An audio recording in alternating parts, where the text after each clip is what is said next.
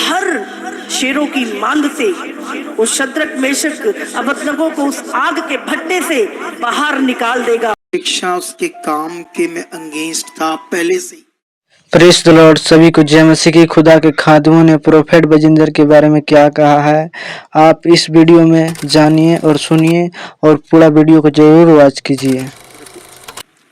लेकिन मसीह में मैं उससे प्यार करता हूँ, मसीह के कारण, यीशु के कारण।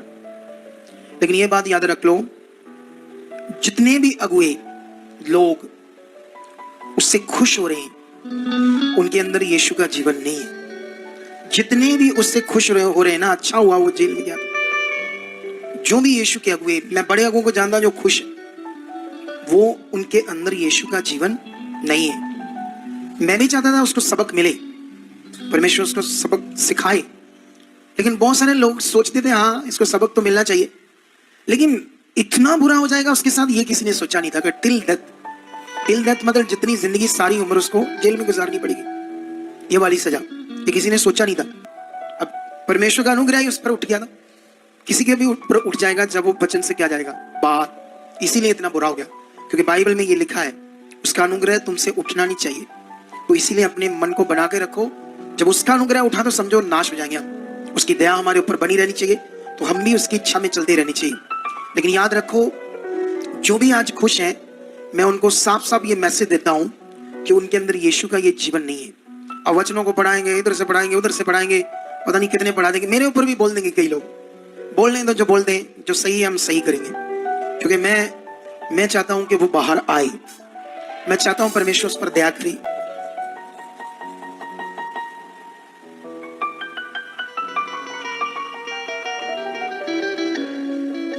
Go worship.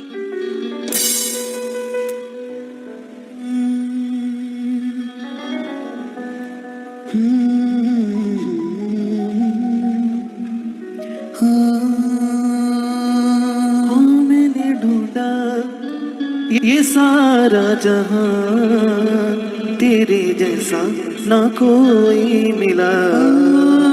मैंने ढूंढा ये सारा। जैसा कि आप जानते हैं कि पास्टर बजिंदर सिंह जो हैं, उन्हें जेल में डाल दिया गया है और उन्हें उम्र कैद हुई है।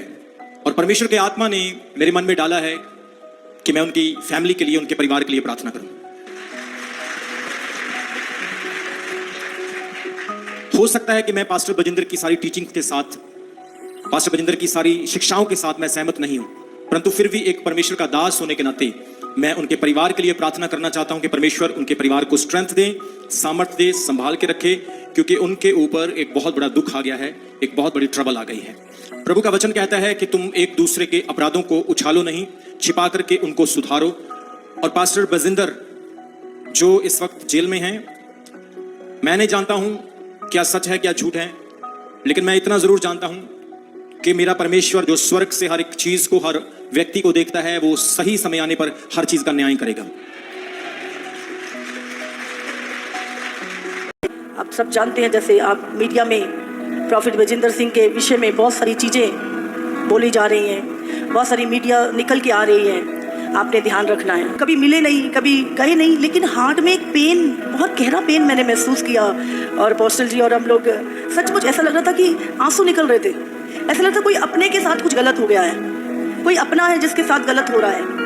और हम तीनों उस पीड़ा को महसूस कर रहे थे उस समय पर, और हमारी आंखों से आंसू आ रहे थे। और बार बार हम एक ही चीज़, ऐसा लगता कोई अपना सा है, कोई अपना है हार्ट में ना, कोई हृदय में एक प्यार। और सचमुच अगर हमारे अंदर ये प्रेम और दया नहीं है तो हम प्रभु के जन नहीं है। और सचमुच मेरे हृदय में, मैंने उनके परिवार के लिए, बच्चों के लिए, मुझे ऐसा लगा कि मेरे परिवार, मेरे बच्चे हैं वो, और उनके चेहरे मेरी आंखों के सामने। हमने बहुत प्रार्थनाएं की उनकी फैमिली के लिए, और प्रभु ने बहुत सारी चीज़ें हृदय में डाली। क्योंकि जब हम सीधी बातों से यूनाइट नहीं होते, है ना, मैं करते रहते हैं, परमेश्वर कुछ ना कुछ ऐसी चीज़ करेगा जिससे सब यूनाइट हो जाए।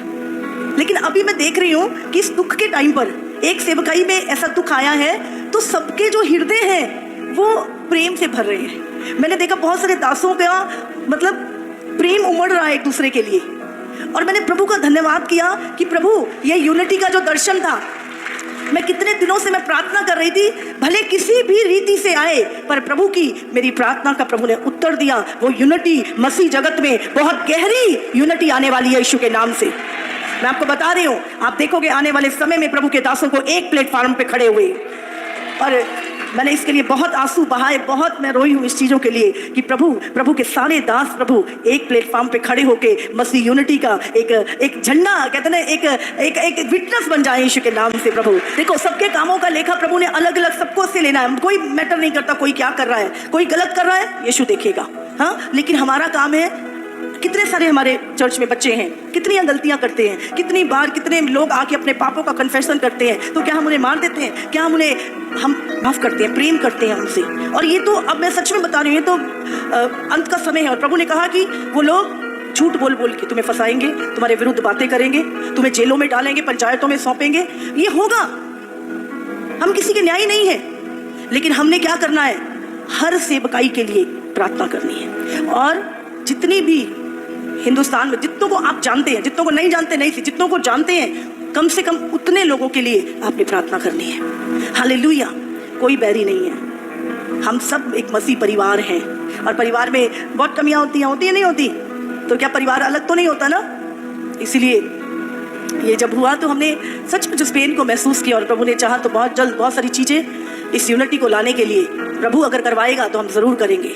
और बहुत सारी चीज़ें प्रभु ने हृदय में डाली हैं कि वो यूनिटी को, अब वो समय आ चुका है कि सब लोग एक हों, भले दुख में। हाँ, जब सुख में होते हैं तो सब अपने अपने घर बैठे होते हैं, है ना? पता लगे कि किसी का ऑपरेशन है या किसी कोई बीमार पड़ गया तो क्या होता है? पूरी फैमिली इकट्ठी हो जाती है। होता है नहीं होता? दुख में सब इकट्ठे हो जाते हैं। तो वो दुख भी अच्छे हैं जो परिवारों को यूनाइट कर दे, जो यूनिटी ले आए। हालेलुया।